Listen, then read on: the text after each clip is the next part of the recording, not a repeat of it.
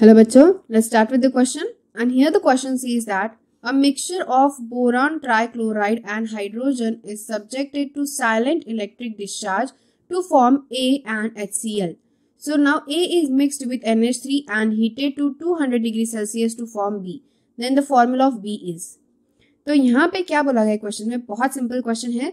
That is कि यहाँ पे boron trichloride, okay, that is कि क्या होता है BCl3. तो BCl3 एंड प्लस जो हाइड्रोजन होता है दैट इज H2O, ये दोनों को क्या किया जाएगा, both will have a silent electric discharge. तो दोनों को क्या पास किया जाएगा, this mixture will be pass through a silent electric discharge. जिसके वजह से ये क्या फॉर्म करेंगे, this compound will form A. ये कुछ A फॉर्म करेंगे, A एंड HCl, इस तरीके से फॉर्मेशन होगा. फिर ये जो A है ये मिक्स किया जाएगा NH3 के साथ, एंड NH3 के साथ मिक्स करके यहाँ पे 200 डिग्री सेल्सियस हीट करके B कंपाउंड फॉर्म होगा.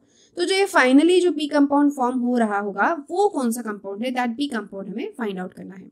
So let's start. अब यहाँ पे हम न्यूमेरिकली प्रॉपरली लिखेंगे with a balanced chemical equation. तो यहाँ पे जब हम बैलेंस केमिकल इक्वेशन लिखेंगे तो it will be like 2BCl3, sorry here it also should be BCl3 क्योंकि बोरॉन ट्राइक्लोराइड कहा है. सो 2BCl3 प्लस यहाँ पे H2O के 6 molecules.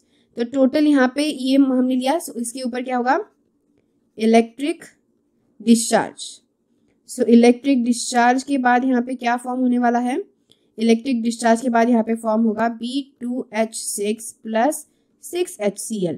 So this is the formation.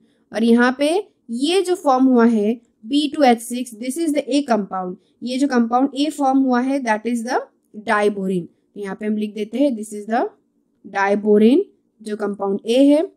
Further reaction carried out होगा और फर्दर रिएक्शन में क्या होने वाला है, ये बोरिन जैसे कि हमने कहा था ये A फिर रिएक्ट किसके साथ होगा, NH3 के साथ. यहाँ पे A और HCl जो है वो लिबरेट हुआ जैसे कि हमें चाहिए था.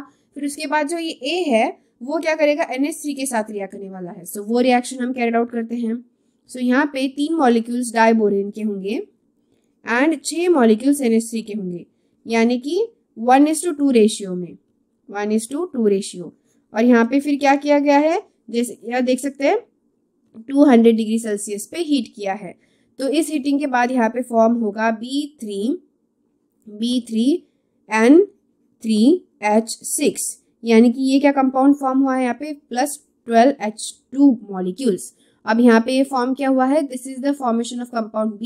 और ये जो B है दैट इज द बोराजाइन. तो ये यहाँ पे बोराजाइन फॉर्म हो गया. और बोराजाइन ही मतलब क्या होता है, इसे इनऑर्गेनिक बेंजीन भी कहा जाता है. So we can write here properly borazine which is also called as the inorganic benzene. Okay, तो यहाँ पे फाइनली बोराजाइन का फॉर्मेशन हो गया, that is the inorganic benzene.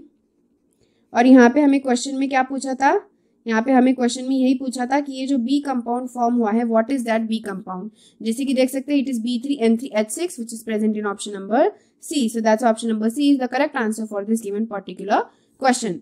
बहुत इजी क्वेश्चन है, just we have to follow the given things, that is कि किस तरीके से क्या रिएक्ट होने वाला है and what we will get with that reaction.